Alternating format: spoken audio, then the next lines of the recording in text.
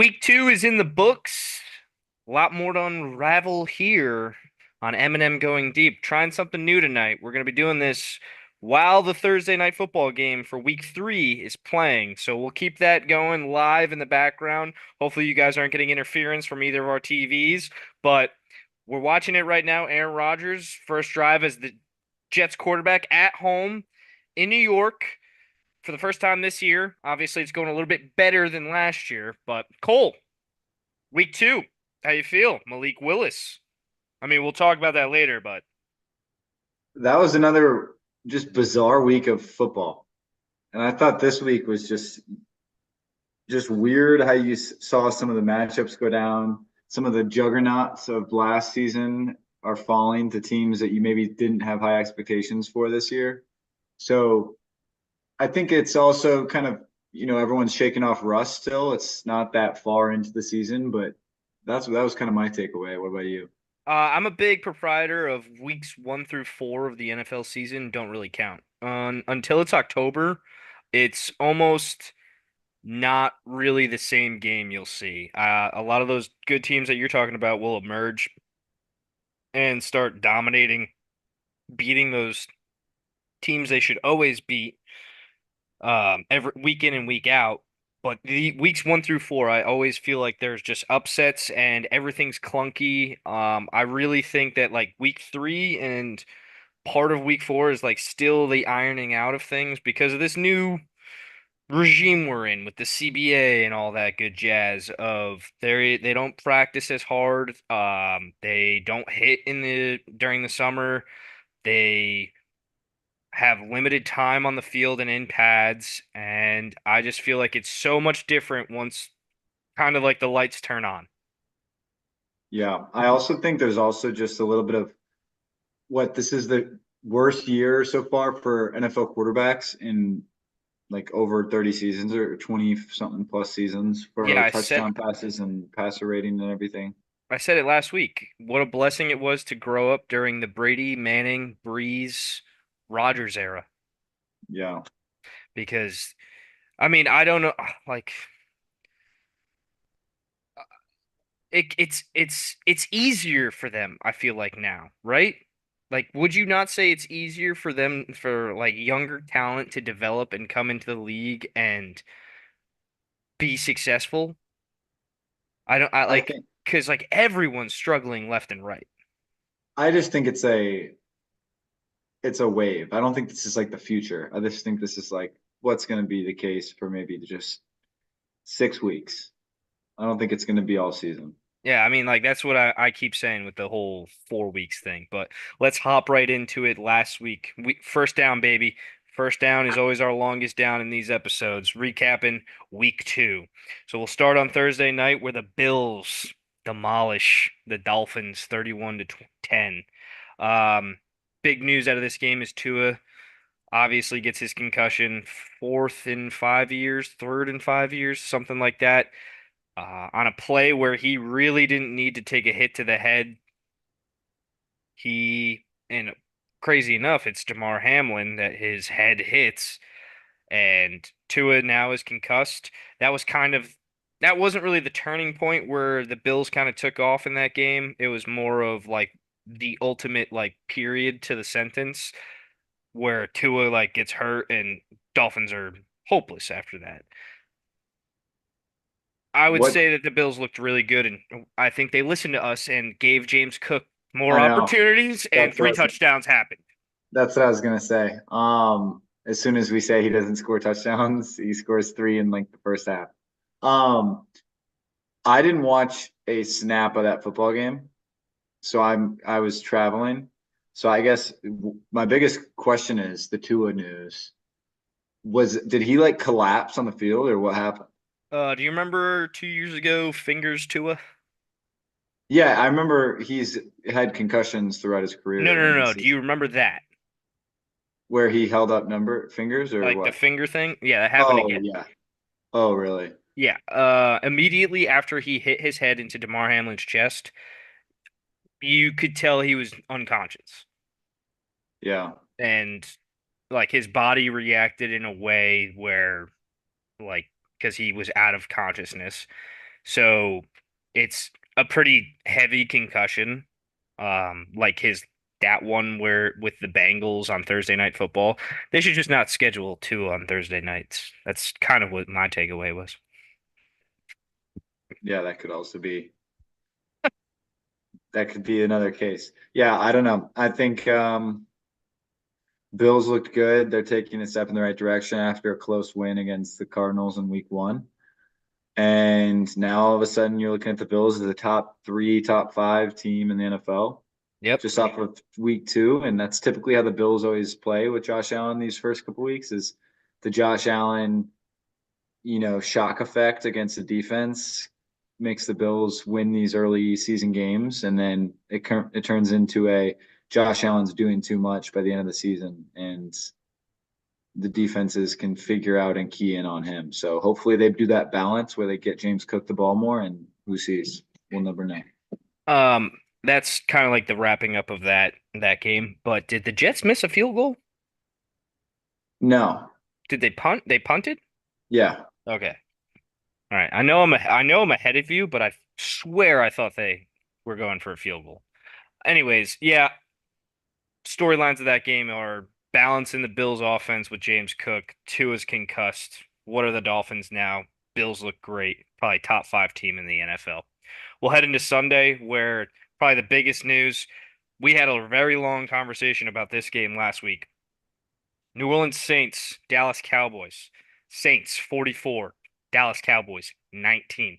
Saints smoke Dallas in the 1 o'clock game. We even texted like, oh, maybe the Saints are for real, and I have to eat my words. And I even said it last week too. I took the Saints and I said, maybe I'll eat my words, and I did. So, Saints looked really good, and a lot of it has to do with not Chris Olave, Alvin Kamara. Alvin Kamara looks like the Alvin Kamara of old and is kind of carrying that offense. Rashid Shaheed is a big play threat, and they do have a reliable target in Chris Olave, but he's kind of being underused right now because Rashid Shaheed and Alvin Kamara are carrying the load. Yeah.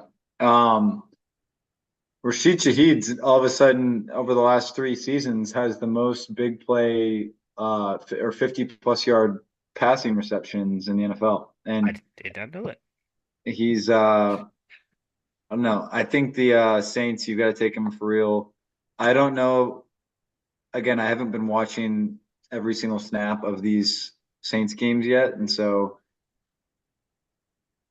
I would like to think Derek Carr is just playing a perfect version of himself in this year's offense. But who knows if defenses will figure him out. I think they're really maximizing the talent they have around their team. I don't think they're necessarily loaded of talent, but they're playing great complementary football. Their defense is playing a lot better than I expected them to. And the Cowboys came from the most dominant victory we thought maybe ever in week one, beating the number one defense, a highly prolific Browns team with talent all across the board. And they beat the shit out of them. And then now they fucking get their ass kicked. So crazy season. Yeah, my biggest takeaway was from week 1 to 2 was I didn't think that the Dallas Cowboys were as good as they looked, and I was proven a little right with the New Orleans Saints punching them in the mouth. I did watch a little bit of Micah Parsons' podcast that he does for Bleacher Report, where he talks about the game and he says that the effort on both sides of the ball was just not there, and one guy can't win games. Micah, you're supposed to be a leader in that locker room. If you're fucking saying that the effort wasn't there, that's kind of on you, dude. Like get your guys to fucking like smoke them up or something. But Dallas falls, not a great look. Also, was at home for Dallas. I didn't Yeah. that's a tough takeaway. We'll head into probably the one of the juicier matchups of this past weekend. Buccaneers Lions. Buccaneers top the Lions 20-16. Surprising win. Baker Mayfield leads the Tampa Bay Buccaneers to a nice victory and a nice um what is it fucking called? Oh, in the rematch of last year's Yeah. divisional round. Yeah. I was going to say the revenge for this too. And another game where the Lions were pretty significant favorites. They were 7.5 points. Yep. And you just wouldn't think this is, we'll keep going through obviously, but just that game itself too, you're like, what the hell? All these matchups that are going a different way that you'd expect. Chris Godwin all of a sudden back to back 100+ yard games. He hasn't fallen off one bit. Uh, I really like the entire Buccaneers defense. I think down the board they're a really talented defense and they're underrated. And if Baker Mayfield's playing like this consistently, um, I don't think the Lions have anything to worry about. I think this is something that's good for them, maybe, is to humble them a little bit and make them realize that they have to work and keep growing because they're still a really young team. And yeah, just that's a huge win for the Buccaneers. When you look at down the stretch, they're going to be in the playoff race, and there's going to be a lot of close teams and close races to get that 6 and 7 wild card, maybe even the division. So that was a huge win. That make you a little nervous now that I mean it's just the way that we're going through these games, but we just talked about the Saints and we just talked about the Buccaneers, two teams that I thought were not going to be as I thought the Buccaneers would be pretty good, but I didn't expect this out of the Saints. And now you're talking wild card, like obviously you're dealing with an injury at quarterback for the Packers. Does it worry you a little bit with wild card situation with what it looks like in the NFC, or do you think things will even out? Well, I mean, I think everyone thought the Saints were going to suck, and the Packers play the Saints this year, Hmm. just the way it lined up. And I mean, that kind of sucks a little bit for us, but we do have, I think, the second hardest schedule in the NFL. Um, but that changes every week, and you never really know. But I'm not necessarily even thinking about playoffs right now. I just think about stringing together wins Hmm. until we get to like week 8. Like if we're over 500 at week 9, then I start thinking about playoffs. Hmm. And I'm not gonna lie, if we're 2-5, I'm still thinking about playoffs. But every single week is a playoff game at that Must point. win. Yeah. Yeah, no surprise. Baker Mayfield played really well, and Jared Goff did not play well in that game. That was pretty much the reason why the Buccaneers were able to top the Lions, and hopefully that Dan Campbell can get Jared Goff to be able to play to the level that he was playing at last year, and you'll see the Lions team that we saw at the end of the year. It goes through Jared Goff. That is the biggest takeaway. If Jared Goff has a bad game, the Lions are going to have trouble. All right, we'll go to your game, the Packers at home against the Colts. Packers win 16 to 10. The biggest news I saw out of this one was well, one is Josh Jacobs ran like crazy all over the Colts defense, and then two was your center throwing up on the ball and then snapping it to Malik Willis, and he didn't throw the ball because of that. Yeah. I have never seen the Packers dominate in a one-dimensional way like that, I think ever. Like that was Wisconsin football, like Wisconsin Badgers, the glory days, 2010 Monty Ball, James White, Melvin Gordon type Hmm. shit running against Purdue for 350 yards. Like that was the type of offensive performance we had. Josh Jacobs had over 165 yards in the first quarter, and we had 200 something yards in the first half as an offense. This game was a blowout if Josh Jacobs didn't fumble at the 1 foot line Yeah, I know. and and we missed a field goal. Like we were going to be up by 16 points, and instead we were only up by 6 at the end of the game. It gave Uh, Richardson a chance to win it. yeah, for sure. And to be frank, though, our defense was incredible in this game. Except for our run defense really kind of fell through in the middle and the back end of the game. Jonathan Taylor, I just thought they took him out of the game as a Colts offense at the wrong point of the game. Like Shane Steichen on fourth down put the ball into Anthony Richardson and a read option doing a wide stretch way back in the backfield where it easily allowed us to gain ground and get guys on the ball before it got even to the line of scrimmage.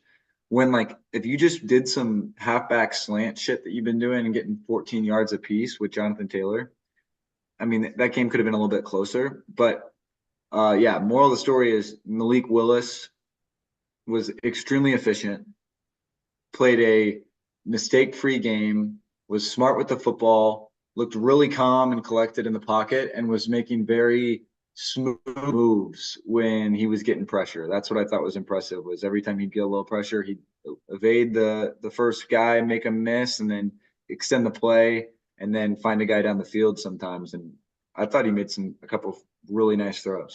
I'm pretty sure I predicted that you need to win this game 17-10. I think you said we need 17 points. You I did I, say I that. was I think I was pretty close. And I think I said 17-6 would be the final Yeah. score. Yeah. I know we were both pretty close on that one.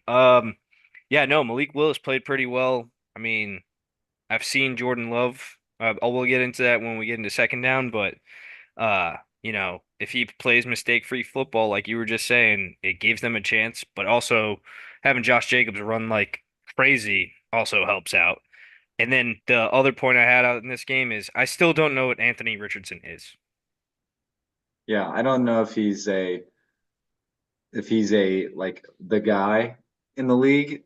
I think he's going to be intriguing enough as a talent to stay on a team as a starter for probably about 2 more years if he continues to be flashy. Yeah. But I don't know if he's going to be a guy people are like, oh, I want him as my starter. That'll be like an interesting like how the Indianapolis Colts front office handles this. Bryce Young or Anthony Richardson. Probably Anthony Richardson. How far into the game are you? I know you're behind me.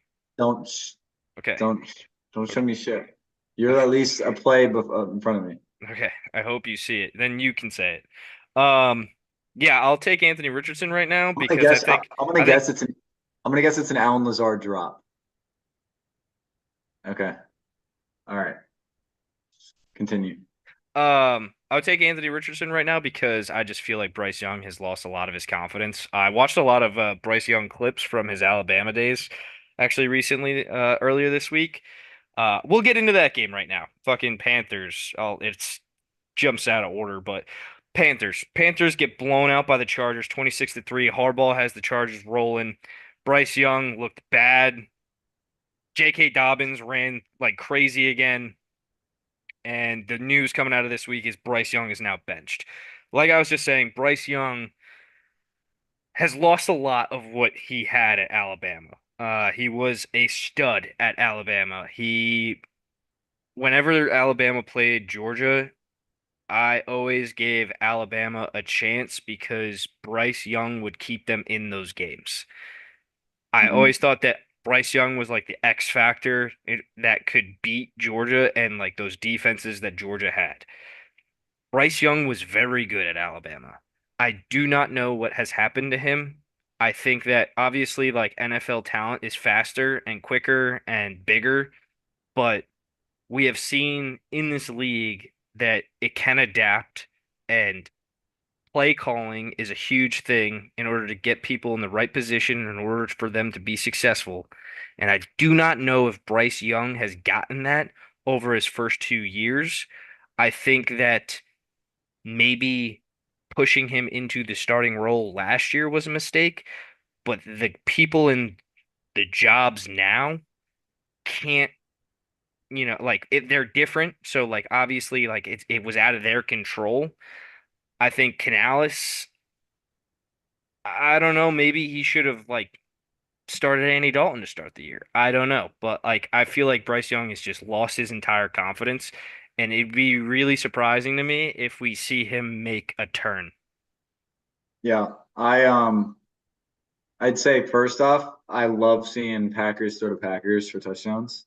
Um, There you go. two, You saw two, it. yeah, I'm about 2 minutes fucking this game better be over by or this episode better be over by any important shit that happens in this game. Um, no, I agree. I think Bryce Young to me was like the Baker Mayfield, the Kyler Murray, the star quarterback in college that was just like he's gonna make everything balanced in a game where that team isn't as good as the team they're facing.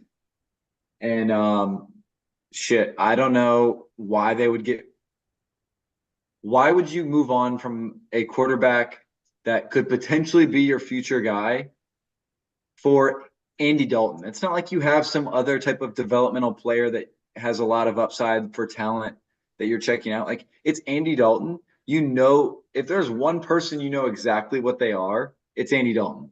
So I hear all these sports commentators saying they're doing this and they like it because it's allowing Dave Canales to see what he has on the team. The fuck do you mean see what you have? Like you start Andy Dalton, your team's not gonna start fucking going 10-7. You know what I mean? You're not gonna fucking make the playoffs. You're gonna fucking lose a lot of fucking games. Okay, yeah, you might win 3 games. Maybe Bryce Young is trash and like you fucking suck. But my biggest issue with that is like what would you as an agent with Bryce Young request from other teams for a trade? Or like you get the Panthers to willingly agree to trade you. I don't think that's a big issue if they're going to bench Bryce Young. But like I was like, "Oh, a third round pick." And I'm like I had people say like they're not even going to get a third round pick for Bryce Young at Yeah, this it'd point. probably be like a 4 or 5. I think a fifth with his contract. And so I'm thinking as a team, what teams are willing to reach out to the Panthers for Bryce Young for a fifth round pick? I think some teams might consider it, especially coming down the stretch if there's like not little like what about the Tennessee Titans? I think they're pretty If sold Will on Levis Will Levis. but if Will Levis keeps sucking, like Brian Callahan has said shit things about, he has said shit things in public about Will Levis the last 2 games. All of a sudden, Will Levis does it again and again and again. I'm not saying they will. They're going to beat the shit out of the Packers this week, but let's say they don't. And then they do like 4 more weeks of bad shit. Then maybe you're looking at, I don't know. Yeah, I mean, I was going to talk about that when we got to the next game, which was the Titans and the Jets. But I, going back to your point about what team would offer something for Bryce Young, I've seen the Giants come into conversation. I don't think that's a good one either because the Giants' offensive line isn't great. Um, That's another place will fail. Yeah. Wild card would be Las Vegas. Yeah. I Give him could see Devontae that. Adams, I could see that. Jacoby Myers, Samir White, Brock Bowers.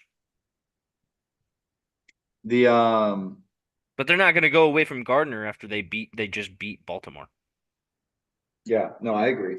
I think there's a big issue with just certain types of players getting no opportunity and then they just move on too quickly. And you saw that with Baker Mayfield a couple times, obviously. And I think you've seen this with and I liked Baker Mayfield's comments about Bryce Young's situation too. I thought it was like, you know, pretty straightforward and transparent about the quarterback position in the NFL. And it's not always about the player and the talent, it's about the scheme.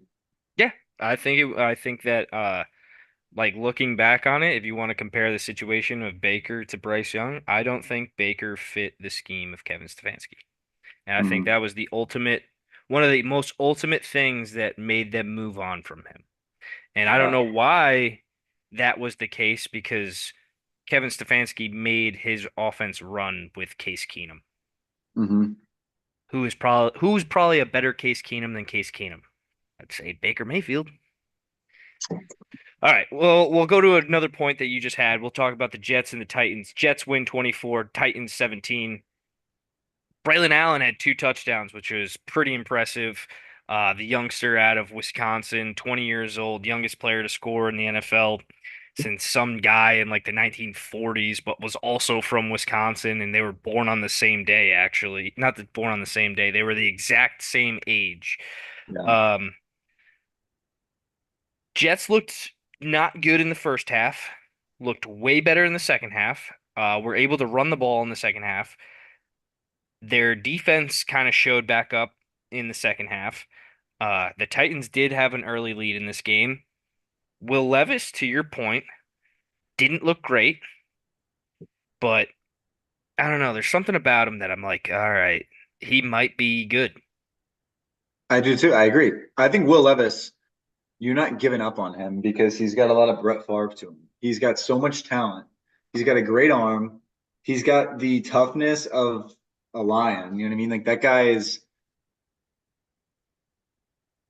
he's a gamer and he's going to thread some wins together and some hot streaks, but he's also going to make some dumbass decisions with the ball.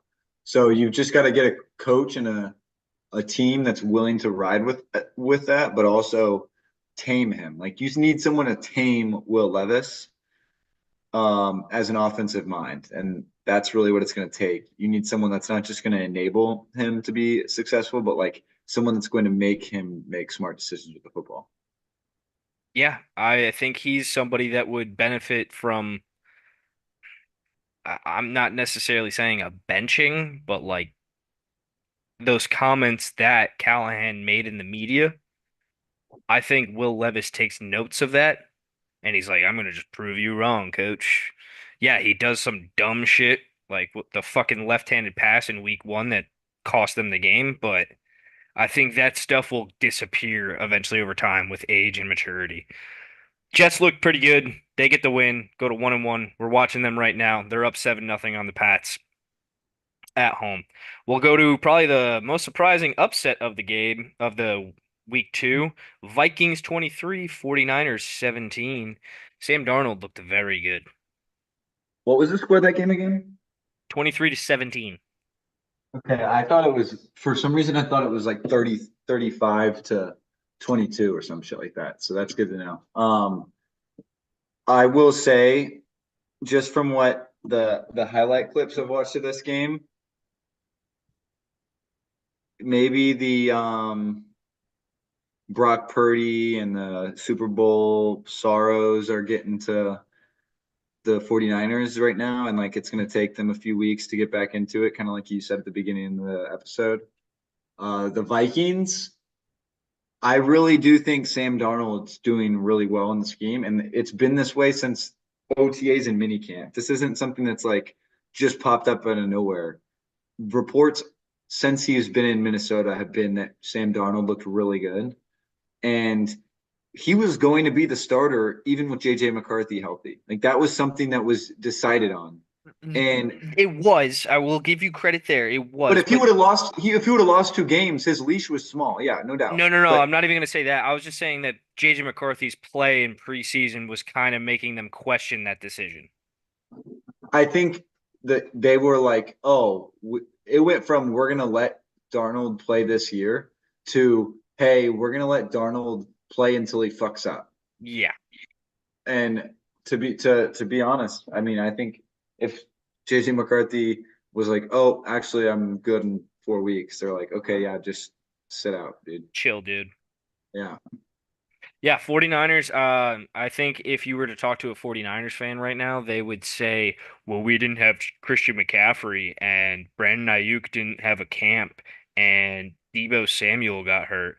They're just kind of going to give you that excuse that all of their studs are injured, so that's why they lost. And George Kittle's hurt too now. So that's what they would tell you. Yeah, it's fair. It's fair. The Avengers are not the full Avengers anymore. Yeah, and if like you've watched that show Receiver, right? Yeah. Yeah, you've watched it when they talk about like Debo getting hurt last year and like Kittle like talking about it being like, that's an integral part to our offense. So like if we don't have another Debo, so we can't call certain plays because they're not going to be effective because they're made for Debo Samuel. Yeah. So like in my opinion, I'm like, well, Kyle Shanahan, you're not always gonna have a Debo, a Brandon Ayuk, a Christian McCaffrey. You might need to make it more simple for Brock Purdy while these dudes are hurt. Yeah. I agree. I think they're not gonna be hurting though this season. I think they'll be fine. They're going to playoffs. Major thing, I know you only saw clips of this game. Major thing out of this game is the San Francisco 49ers offensive line was not good. And Brock Purdy was under duress all day long. That's a big problem for them. Moving forward, we'll go into an overtime game where the Seahawks and the Patriots went into overtime. Good game, fun game. Seahawks come out on top 23-20. Patriots fall to 1-1, but Jacoby Brissett able to manage the game. I think that the Patriots are handling this situation with drafting a rookie quarterback, Drake May, not having a good offensive line, letting a vet like Jacoby Brissett take the bulk of the season into his hands. I think they're handling their situation very well. Very surprised at how well the Patriot defense has played. Credit to Gerard Mayo for getting the guys rolling. They have had sustained some injuries, and then in on the other side of the ball, Seahawks. I thought Geno Smith looked really good. JSN really involved in that game with I think 16 targets and he netted 12 catches. DK Metcalf also had a big game. Seahawks showed you week 1 they can run the ball, week 2 they can throw the ball. Pretty Yeah, dynamic. I'm again, I'm bullish on the Seahawks this season too. I think there's a lot of NFC teams that are not supposed to be good this year that are playing really good on the offensive side of the ball. And now you're like, oh, wait, the Vikings are really good at football. The Saints are really good at football. The Seahawks are really good at football, which we kind of thought. The Cardinals are really good at football. So all of these teams that were maybe like already written off as not playoffs are now like, okay, they are playing really good. They're going to be hard to beat. And it's going to be a close race in the NFC this year. At the beginning of the season, if I was to ask you who's going to be the worst division in football out of the NFC, I would have said the NFC South or and the it NFC East. and it turns out the NFC East is the worst right now. But that's what I got to say about that game. But we talked about it last week. The Seahawks are very talented. They do have a star-studded defense. It's just, can Geno click? Geno's clicking right now. All right, boring game of the week. Giants Commanders. Commanders 21, Giants 18. Two touchdowns in this game, both to the Giants. Giants kicker was hurt. That's the reason they lost this game. Yeah. Washington Commanders had a kicker, and they kicked 7 field goals to win. And if I recall, like that game still could have been won by the Giants. Malik Neighbors actually, who had 10 catches, ended up dropping a critical pass in the end of the game. And The game's ultimately lost by that's what, Brian Dable, though. yeah.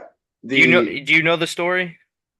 with what He went into the game home with court, 52 men on the roster. He could have gotten a kicker. what was well, that's not his fault. That's the GM, Well, yeah, Shane. yeah, Joe Shane. Shane. You said it the right way. Look at you. Yeah, the fucking GM fucked up. They could have gotten a kicker. They went into that game with a 52 man roster because Olszewski or whatever his name is, the like punt return specialist guy, he went on to IR, so they IR'd him, freed up a roster spot. They knew they were going into the week with their kicker already being injured, and they didn't sign one. Yeah, I mean, shit, man. The Giants are just unfortunately going to get the number one pick in the draft. Boo hoo. Like they weren't going to win 7 games. The only thing that mattered is that just meant Dable is probably more close to getting fired than we thought. I think Joe Shane is pretty close to getting fired too. I wouldn't be shocked. I wouldn't be shocked either. All right, we already talked about the Chargers and the Panthers. All right, the Browns and the Jaguars. Browns win 18-13. Should have been way more than that, but the Browns just like to make my life miserable and became a kind of funky game. It started pouring rain in Jacksonville, Florida. Browns defense in the first half really showed up, made Trevor Lawrence look like shit. And then all of a sudden, Browns came out at halftime and thought they had already won the game, so they just kind of were laying an egg until a very good punt by Corey Bojorquez at the 1 yard line, and Alex Wright comes up with a big time safety on Trevor Lawrence, and that's kind of when the game flipped and kind of went back into the Browns' possession. Deshaun Watson, yeah, y'all talk my shit all I want. I fucking don't like the guy. I don't think he's a good fit for Cleveland. I still question his love for football, but he looked a hell of a lot better in that game. Did he? Yeah. Oh yeah. Gosh, I'm curious to watch the Browns now on offense because if they put it together, they have a really good team. If they can not look like they did week one against the Cowboys, and that's good to know that they weren't just solved. Like if typically when you have a team that just unravels early in the season like that, you're like, oh shit, that's you can either be solved or your offense can be dynamic and complex and built for more than just a one defense bad outing. And so I'm curious to see if they can string together some good offensive performances. And I'll credit that week one loss big time to not having our two starting tackles. That was a huge thing that happened right before the big game, like before kickoff, that they made Jedrick Wills and Jack Conklin inactive. Dewan Jones, who was banged up last year, had to start at right tackle, still kind of banged up. He got hurt in the game, so we were on our second string left tackle and third string right tackle for most of that Dallas game. I'll kind of blame it on that for not being able to protect. But in this game, Dewan Jones played. James Hudson on the other side looked a lot better. Deshaun looked better. You know who's cause for concern on the Browns right now is Amari Cooper. Amari Cooper can't catch the fucking ball. yeah, well, he's going to be massive in the playoffs. That guy's a fucking stud. He leads the NFL right now in drop passes. Okay, he's the most seasoned vet on your offense. He's going to be okay. I do love him to death, but he's kind of been pissing me off. He's dropped two touchdowns, one in week one and one in week two. Uh, Browns look better. Jaguars, cause for concern? I would say if I saw more of that game, I would like to know how their offense looked again. Is Trevor Lawrence living up to the bill or no? Like, how is he playing? No way. This prodigy that we were promised that he was, no, not at all. I mean, I don't think he was ever going to be a prodigy, but I thought he was going to be he's going to be a starting NFL quarterback for a long time. I just don't know if he's going to be like a top 10. Okay, I see your point. It has to have like a really good team around him, maybe like a Russell Wilson on the Seattle Seahawks. Yeah.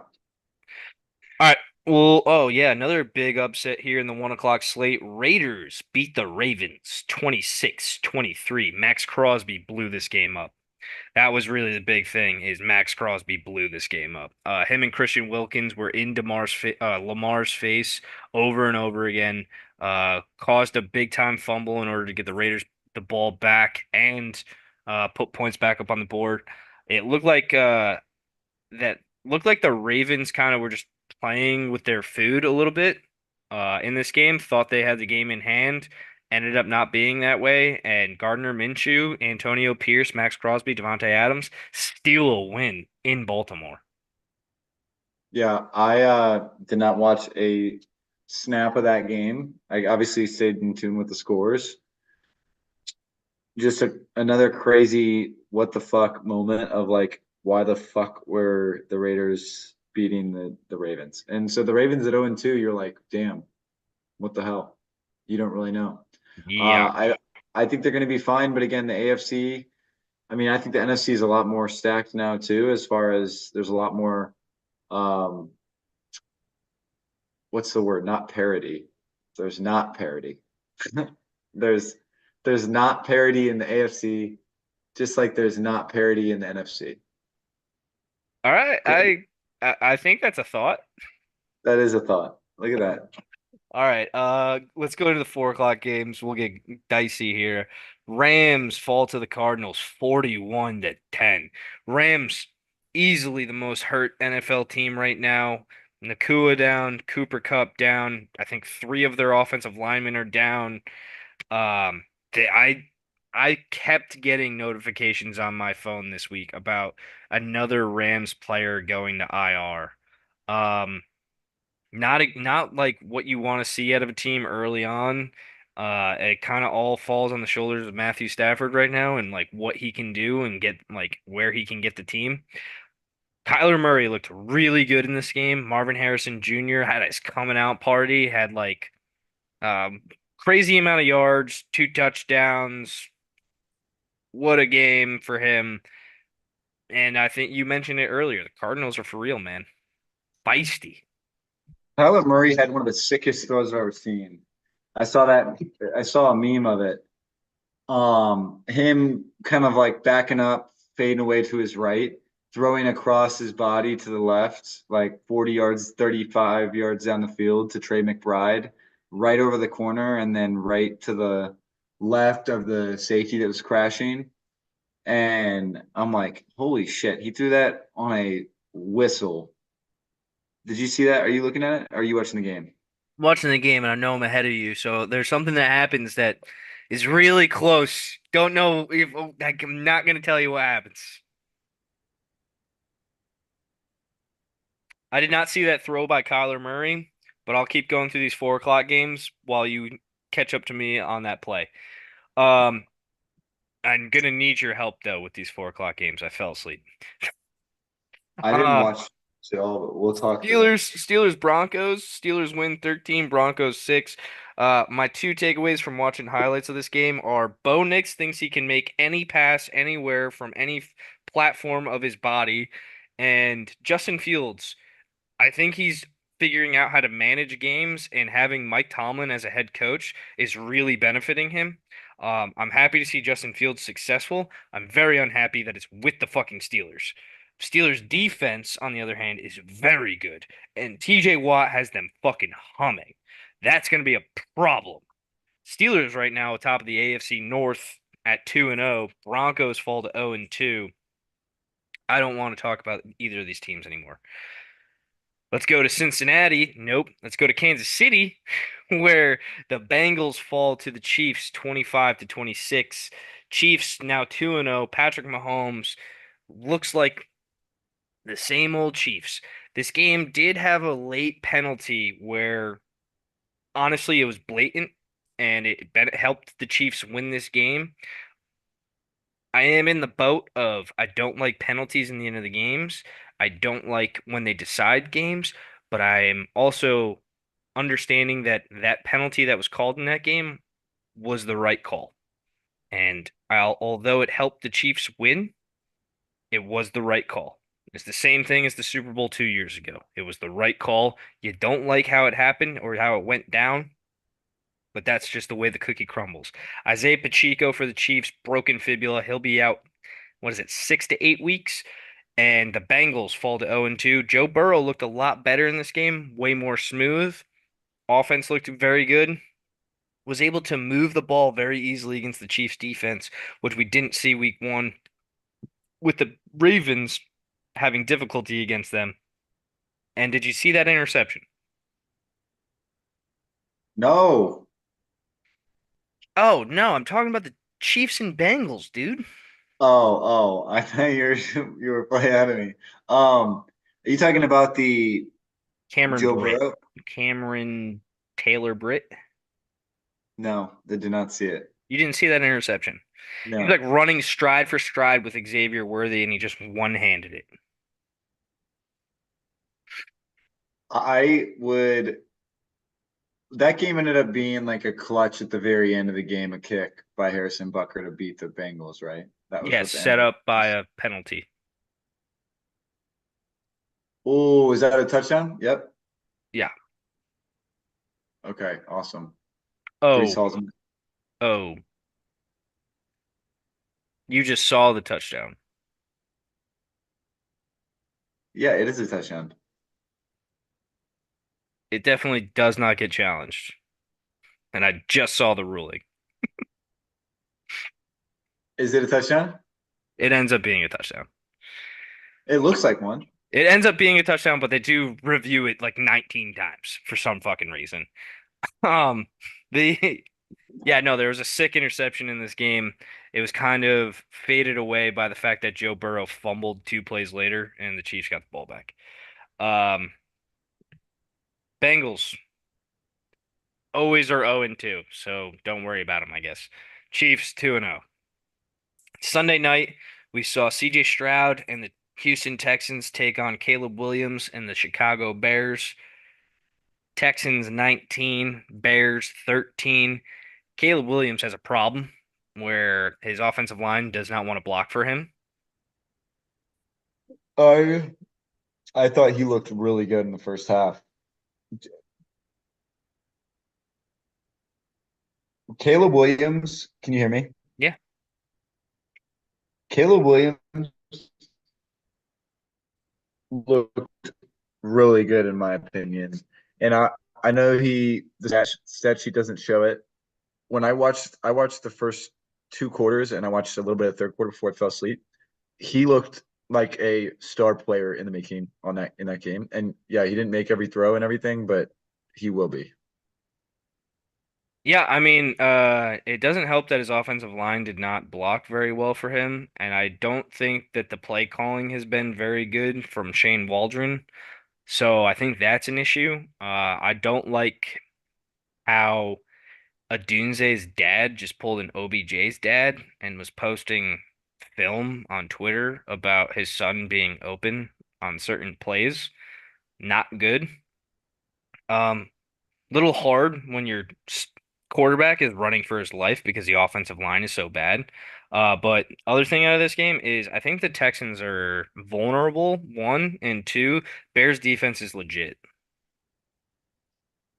Yeah, I think the Bears are underrated, and I think they're going to continue to get better as the season progresses, and they're going to be something that come week 6, week 7, that offense is going to be back to what we thought it was going to be in the offseason with all that talent, and their defense, like you just said, is reformed, and I think they're going to be really strong. And the Texans, honestly, like Nico Collins, incredible player. I would have never thought he would have turned out to be like that after being a third or fourth round pick in the draft maybe 4 years ago.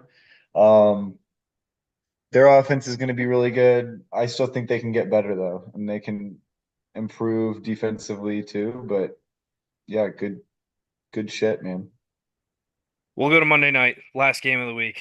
Falcons top the Eagles 22 to 21. Saquon Barkley with a huge dropped pass gives the ball back to Kirk Cousins and the Falcons. Kirk takes the Falcons down the field, scores a touchdown, wins the game. Falcons go to 1-1. Philly falls to 1-1. Philly looked like a Super Bowl contender after week 1. Now they look like a playoff contender in week 2. What are your takeaways? I will say Falcons. Kirk Cousins, I want to see how much more he can get back to his old self. He looked pretty damn good, but can he get better? Can he get more mobile and extend the play a little bit more like the old Kirk? Not saying that he was running around like freaking a dancing deer, but he was still a little bit more resilient in the pocket. And let's see if he can get back to that. But you know who really impressed me in that game was um, who the fuck? Oh my God, the receivers. Oh, he was in the Bills. Oh, he's not their main guys. I'm gonna look this up. Shit, this is gonna kill me. For the Falcons? Yes, the Falcons receiver. Was it Carter? No, this is bullshit. Let me look this up. You know who it was? Here I The go. dude that played at Purdue a couple of years ago? I think he was on the Cardinals, not the Bills. No, not Raheem Moore. Raheem Moore. I haven't heard that bitch's name for a while. Ray McLeod. I said that week 1. Ray McLeod. Okay, I'm looking at his stat line and he doesn't have a great stat line. I don't give a shit. That guy was was making big plays in big moments. He only got 3 receptions for 42 yards and 1 carry. But he that's the best four touch performance I've ever seen in my life. Like shit, man. Four touches for 45 yards. Are you shitting me? That guy is incredible. I'm serious. I saw him make some catches and I'm like, the fuck is Ray McLeod getting the ball? Maybe it was just because the one drive I was watching like very closely, he had the ball like 3 times. And I'm like, this guy's making every single play. But anyways, Ray McLeod trade for him right now. Yeah, It's Nick Sirianni fucking goofed that game away from fucking Eagles winning it and going to 2-0. I'll say that right now. What a fucking buffoon. Let's go to second down, week 3 preview. Obviously, right now we have the Jets and Patriots going at it. Currently, right now, the Jets are up 14-0 on the Patriots. Jets looking good. Jacoby Brissett not playing terrible though. Um, I got the what's the spread on this game? I don't know what it was. I got the Jets. Oh, is that part of your picks for this week? You can't do that. Yeah, no, I already picked it. No, I'm kidding. No, It's like you yeah, can't do that. no, but can we talk about how good Aaron Rodgers looks right now? He looks like the Packers MVP Aaron Rodgers, and I knew he fucking would. And all these fucking liberals, and I'm sorry, I'm kidding. I'm also a liberal. Just kidding. I might not be. I don't know. I don't believe in politics. But what I do know is, here's what I will say. I don't actually have any belief in politics at all. I think they're fake. What is real is Aaron Rodgers' right arm, and I'm very impressed with how well he's playing. Um, yeah, he's playing really well. I so did you catch the nickname that they nicknamed the backfield of the New York Jets in Uh, the pregame? no, but I'm gonna guess it's some bullshit about like, It's the Killer Bees. oh, okay, I get it. Yeah. Oh, I don't like the nickname, but I love Braylon Allen. I think Braylon Allen's good. And he's been balling this entire game. Yeah, I was never that big on Braylon Allen at Wisconsin. As a fan of, I'm a Wisconsin guy, I know. and I just can't get around like Jonathan Taylor.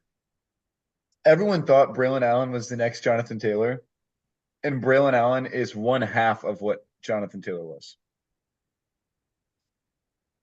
Yeah, at Wisconsin you're talking, right? Yeah, so that's the thing. Braylon Allen's very young, so like he was playing. He got worse and worse every year in college, and I think it was because of we changed our scheme from power I run the ball to a shotgun offense. But he was just not explosive, and I felt like his vision, like he was just like solid.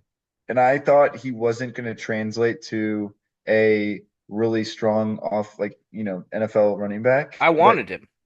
he's impressing me now. I think he's actually over exceeded what I think he would have been I wanted him on the Browns because of already. the whole Nick Chubb thing. But no, Jets looking good right now. The I know you're behind, but this is a little giveaway. Patriots are driving. Um, we'll go into the other Sunday games, 1 o'clock games. We have the Giants at Browns. Line right now is 6.5 for the Browns. Giants and Browns. Yep. Damn. Okay. Um, I like the I like the matchup for the Browns. I think this is a get right game for Deshaun Watson. I will say the one thing the Giants have that's really good is their front seven, and their defensive line in particular is very good. So if your offensive line can block, and it's a good test to run the ball against them, and can they? If they can, then I'd get excited as a Browns fan. And um, I mean, this is another get right game for your defense too. Yeah, I think that the this will be a tall tale sign. I think that the Giants secondary is bad, and I think that this could be a big Deshaun Watson game if we try. Um, that's all I really have for it. We'll head into your game. Packers, Titans. Titans, 2.5 point favorites? Yeah, it's been all over the place. It's been Titans minus 4.5, all the way down to -1, now back to -2.5. Jordan Love's play practice 2 days in a row. I will say I watched Jordan Love's like kind of like practice abbreviated highlights of basically just like showing him moving around from like some Packers sources, and he's moving good. Like Yeah, I watched him he's on the not like Pat McAfee show today. They had like a lot of clips from practice today. he's not hobbling. Oh wow, great sack. Um, he's not hobbling. Um, he's looking pretty good. I don't know if like they're gonna be afraid of like letting him get contact, and they might just let him get one more week before they play against the Vikings.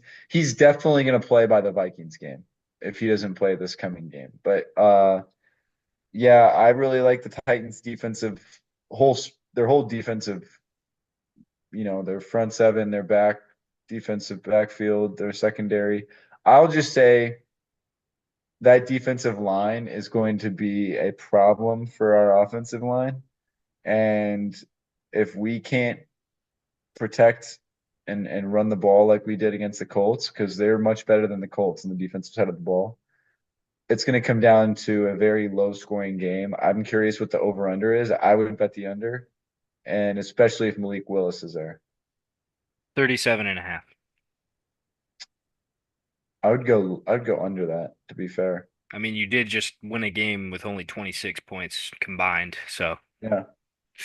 um, yeah, we'll go to the next game. Colts Bears. A lot of talk around the ages of these quarterbacks playing in this game. Combined age of 44 years old. Meanwhile, in college, you have a game with Utah and Oklahoma State, with their two quarterbacks being a combined age of 49. Kind of crazy. But Bears in Indianapolis, I think that this could be a very good game for for the Bears. What I think that Anthony Richardson could potentially really struggle against the Bears defense, and two, I think Caleb Williams can dice up the Indianapolis defense. I think their defense is very bad. Yeah, I don't know if I think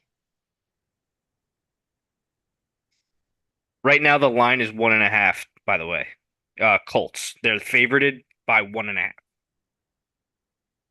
I would pick the Bears in that a million. That'll be one of my picks.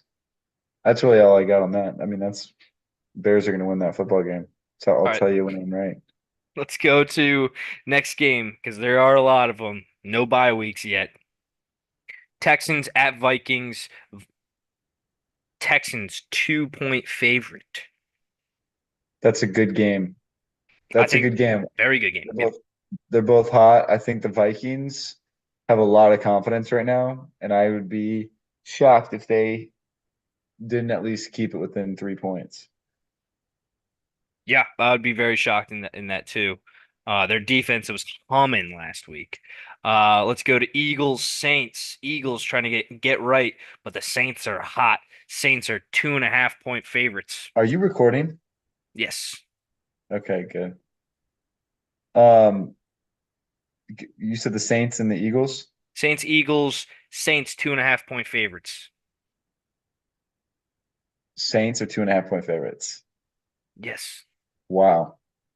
That's just if you would have told me 2 weeks ago that the Saints would be favorite of the Eagles, I'd be like, what the fuck are you talking You're about? smoking That's something.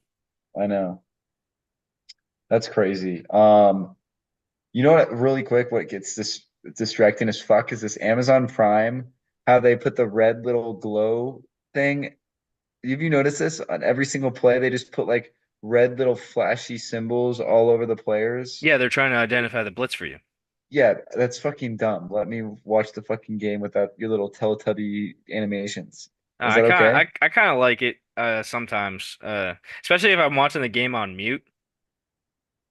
I agree. It's like growing on me a little bit, but still, I You don't know, want technology. there's like a whole other thing that you could watch on Amazon Prime that like kind of like identifies the whole defense for you and like the offense like with motion and stuff. I don't want that shit. I don't want Uh, to deal with, yeah, but oh, whatever. dude, Braylon Allen. I'll tell you right now, it's not a spectacular play, but it's fucking sick. He gets hit 2 yards in the backfield, like helmet to helmet, and he just stuffs the dude, gets back to the line of scrimmage. I think he gained a yard, but the hit and then him breaking out of it was impressive. Yeah. All right. I can't get too tied up. I want us to keep going. People are going to get confused. Chargers, Steelers. Steelers, 1.5-point favorites. Good I game got the Chargers in this game. with the 1.5. Although I will say the Steelers are leading the NFL in turnover differential. If they keep riding that wave, watch Justin out. Herbert, big boot on that foot, man. I didn't notice that. I didn't know that. Yeah, he's got a big boot on that foot, and they're saying he's going to play, but something to watch out for. All right, we'll go to the next game. Broncos, Buccaneers. Broncos really not good. Buccaneers good. Buccaneers 6.5 point favorites. This is Buccaneers Bronx. Yeah, Buccaneers by a million, dude. a million. But Bo Nix, I want to, you know what I want to see out of this game though? I want to see Bo Nix play like the Oregon Bo Nix. Fun question for you right here. Who gets their first win first, Panthers or Broncos? Broncos. Okay. They have I know you're a they, big Bronco fan this year for some reason. the Broncos have a lot of talent. We need to not forget that. They are a very good defense and they have offensive players around the ball. Don't think the Broncos are going to suck. All right, They we'll will go not into be lifted. we'll go to the 4 o'clock games. Panthers, Raiders, Raiders 5 point favorite. Raiders are going to win that game by more than 5 points. Okay. Um, Seahawks, Dolphins. Interesting game. Skylar Thompson starting at quarterback. Seahawks favored by 4 points. Also in Seattle. Seahawks are going to win that game by significantly more than 4 points. Significantly more than 4 points. I Would you like that. agree? I don't know, dude. I just like for some reason I think that the Dolphins offense can score with anybody at quarterback with how fast their receivers are and running back. I don't know. Next game we got Ravens and Cowboys. Interesting one. Ravens favored by 1 and they're going to Dallas. I love this game. This has got to be America's game of the week, I'm assuming. I don't know, but I hope Tom Brady's not announcing it. This is just a desperation game. This is if all of a sudden the Cowboys go to 1-2, not the end of the world, but like it's Ravens kind can't of go like 0 and 3. Ravens go 0-3, you're like, what the fuck? You know what I mean? The one seed to nothing. Kind of scary. Um, a very big put your balls in the C gap game. Um, Next game, Rams, 49ers. 49ers, 6.5 point favorites over the Rams. Is Matthew Stafford dead? No, Matthew Stafford's not hurt. He's the only one that's not hurt. That is true because Cooper Kupp and Nakua are both out. Hmm. Um, Sean McVay's pretty good against the Niners. Yeah, that's the thing is that that's why I was thinking about taking the Rams with the points, but especially with Debo and McCaffrey hurt, 6.5 is a lot. Yeah. Um, yeah, for sure. All right, next 4 o'clock game. There's a lot of 4 o'clock games this week. I think that was five. 1, 2, 3, 4, 5. Yeah, there are 5 4 o'clock games this week. I like that. Um, Yeah. Lions, Cardinals. That's an interesting matchup. Detroit favored by 3. Lions, Cardinals, another really good game. Yep, This is in Arizona. in Arizona. I like the ability of the Lions to rebound, but I think this is going to be a shootout. I think this is going to be like a 34-31 type game. That'd be very interesting. I could see it too. Get right game for Jared Goff. All right, we'll go to Sunday night. Falcons, Chiefs. Falcons at home. Chiefs favored by 3. Why the fuck are the Falcons in prime time so much? Just because Kirk Cousins? Like, what are we Just doing? because of Kirk Cousins. And I said that to you when we did the NFC South preview. No, I'm. This is a Chiefs win. Like, what are we doing? You know? Yeah, Falcons didn't look great on Monday night, and like you said, Kirk still looked a little rusty. No, it's gonna take him a little while. Um, Two Monday night games this week. First one we got Jaguars at Bills. Bills favored by 5. Dude, the Bills Bills. always struggle against the Jaguars for some reason. Yeah, I kind of like the Jaguars to surprise in this game. Everyone's as soon as you think you know exactly how the NFL is going to go, It flips it on you. changes. It flips on you, and everyone's like, "Oh, Jaguars suck. Bills are so good." No, watch. Yeah. Second Monday night game. Maybe that's why they have two Monday night games. But Commanders suck Commanders too. at Bengals. Bengals 7-point favorite. Um, 7 point sounds about right. I would maybe still let the Commanders cover. Mm. Yeah, I would like them to cover slash win the game too. All right. Third down. I always forget what third down is. Third down is best, and no, third down is lock and Lock and upset. All right. What do you got for lock and upset? By the way, I never wrote yours down from last week, so I don't know what your record is. let me get that right now. I had to recharge my computer.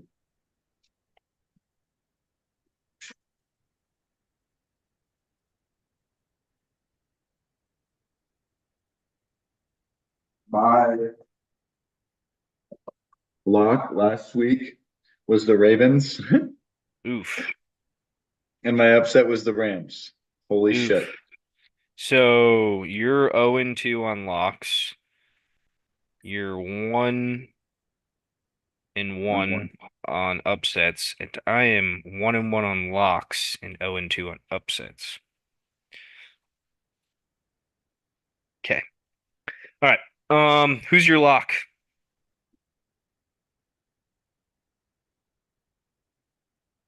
My lock is the who's playing the Panthers right now? The Raiders. Um, And the wild card of that is Andy Dalton, dude. I know, I and could I see Andy Dalton winning that game. I could too. Like I hate that for Bryce Young so bad. Uh, my lock's the New York Jets. I'm Can't just do that. They're up by um 14, 11 now.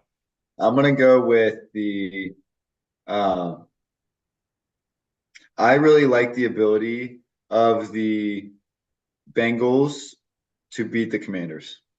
I All right, that was going to be my pick if you didn't take it, but my lock, I really want to do it. Oh, my lock, no, I'm not. Mm.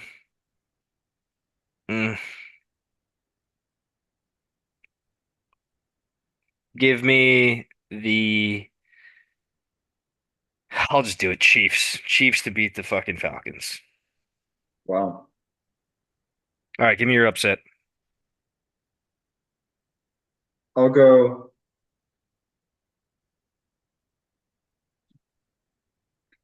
give me the Steelers to beat the Chargers. Steelers are favorites. Give me the Chargers to beat the Steelers. Chargers. I'll take this one. I'm gonna take the Bears. Bears to beat the Colts. Colts are favored by 1.5 for some reason. All right, give me your best matchup. Fourth down, guys. Best matchup, Cole. Um, my best last week was Bills Dolphins. Not a good game. Sneakiest was Browns Jags. Good game. Um, I'm gonna go best matchup, Cowboys Ravens. Lots on the line. Kind of a weird season to start. Um, Sneakiest matchup. I'm gonna go. Hmm. I really like the Bears Colts game. Mm. I think there's gonna be a lot of good plays in that game from the quarterback play. We're gonna see some highlights, and we're gonna see some two teams playing good offensive football. My best matchup, I'm going to take the Eagles and Saints. I think that game could be a lot of points. I think that game could be a lot of touchdowns, a lot of fun. Sneakiest matchup, I don't think this game is going to have a lot of points. I don't think it's going to be very fun, but I think it's going to be very close. Chargers Steelers. I like that one. All right, let's get into pick six now. Who's your first pick? Bengals -7. Bengals -7 with confidence. Oh, update. Cole is 6-5-1, and I am 8-4 on the season so far. My first pick, I'm taking Packers +2.5.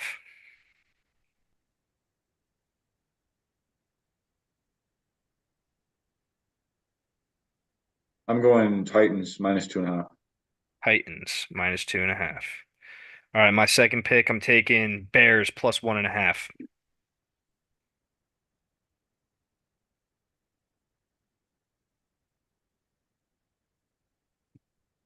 I'm also going Bears +1.5. Nice.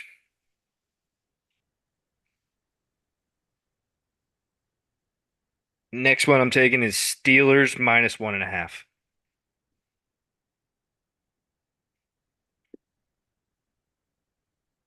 Give me the Chargers +1.5.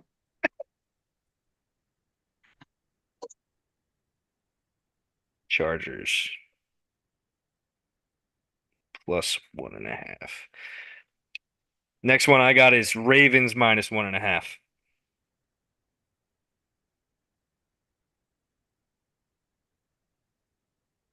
Give me the Chiefs.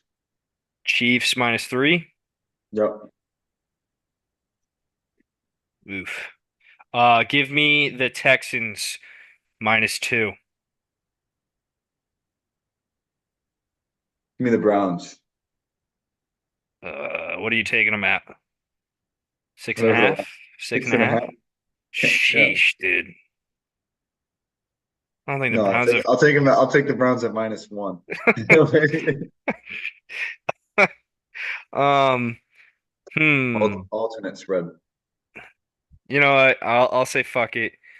I think he'll figure out his mistakes.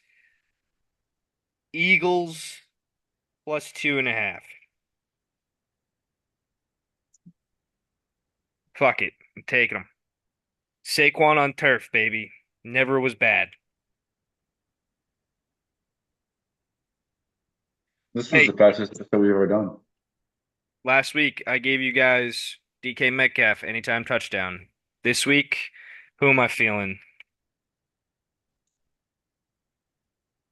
Who am I feeling? Give me You Mike also gave us. Evans. You also gave us Brevin Jordan. Oh, he's on IR now. Mike Evans or Brevin Jordan. Brevin Jordan. Mike Evans, anytime touchdown. That's one. And number two will be Stephon Diggs, revenge game. I like that. That's a good one. What do you got? Um, Give me Dontavian Wicks. Uh, no, I'm just kidding. Give me Christian Watson touchdown. Christian Watson, touchdown. Yep. Love it. You all set? You done? Yeah, I gotta watch my love of my life quarterback play football again. All right. Well, I hope everybody liked this episode watching with us watching Thursday Night Football. A lot of injects and things like that. We'll catch you guys next week with a week 3 recap and a week 4 preview. Everybody have fun. Have a great weekend. Go Browns.